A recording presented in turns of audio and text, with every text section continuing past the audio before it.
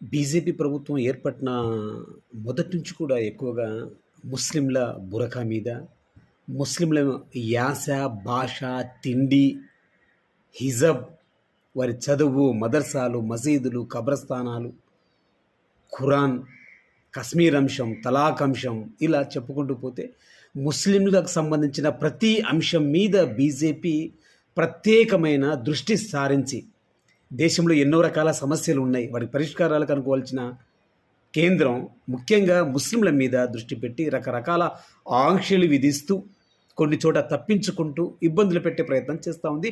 అందులో భాగంగా దేశవ్యాప్తంగా ఉన్నటువంటి 10 లక్షల పైచిలుకు ఎకరాల వక్ఫ్ భూముల మీద కేంద్రం ఒక చట్టం తీసుకొచ్చింది, ఒక అమెండ్మెంట్ యాక్ట్ని తీసుకొచ్చింది, 2025 యాక్ట్ని తీసుకొచ్చింది. ఇందుకు సంబంధించి ఆ కేంద్ర కూటమి ప్రభుత్వానికి రాష్ట్ర కూటమి ప్రభుత్వం సపోర్ట్ చేసింది.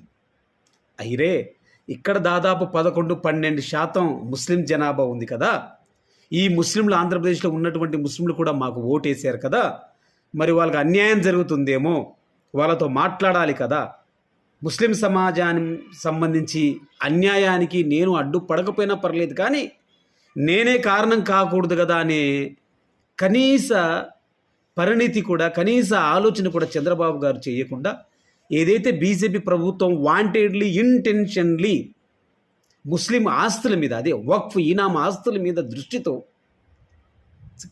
చట్ట సవరణ చేసిందో కొత్తగా, ఆ చట్ట సవరణకి పార్లమెంట్లో పూర్తి స్థాయి మద్దతును ప్రకటించింది. అందుకు సంబంధించి గత 2-3 సంవత్సరాలుగా నానుతూ వచ్చిన సుప్రీంకోర్టు నిన్న మధ్యంతర ఉత్తర్వులు ఇచ్చింది. ఇందుకు సంబంధించి కీలకమైన అంశాల మీద, కీలకమైన సవరణల మీద స్టే చేసింది. కేంద్రం ఈ చట్ట సవరణలో ఈ అంశాల మీద స్టే ఇస్తూ ఇది తప్పు, అది అలా జరగకూడదు, ఇలా జరగకూడదు అంటూ ఒకంత ముస్లిం సమాజానికి, దేశ ముస్లిం సమాజానికి ఊరటే. అంటే ఇక్కడ ఊరట మేము గెలిచామనేది కాదు ఇంపార్టెంట్, ఏదైతే రాజ్యాంగబద్ధంగా రాజ్యాంగం ప్రకారం ఏర్పడినటువంటి వక్ఫ్ ఈనాం బోర్డు ఆస్తులను పరిరక్షించే బాధ్యతలో భాగంగానే సుప్రీంకోర్టు మధ్యంతరాలు ఇచ్చినట్టే తెలుస్తూ ఉంది.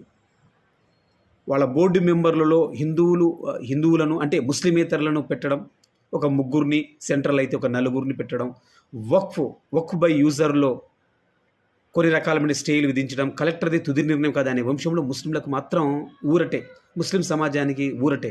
ఇందుకు సంబంధించి కొన్ని పచ్చా పేపర్లు మాత్రం పాపం చాలా బాధపడుతూ రాశాయి ఈరోజు.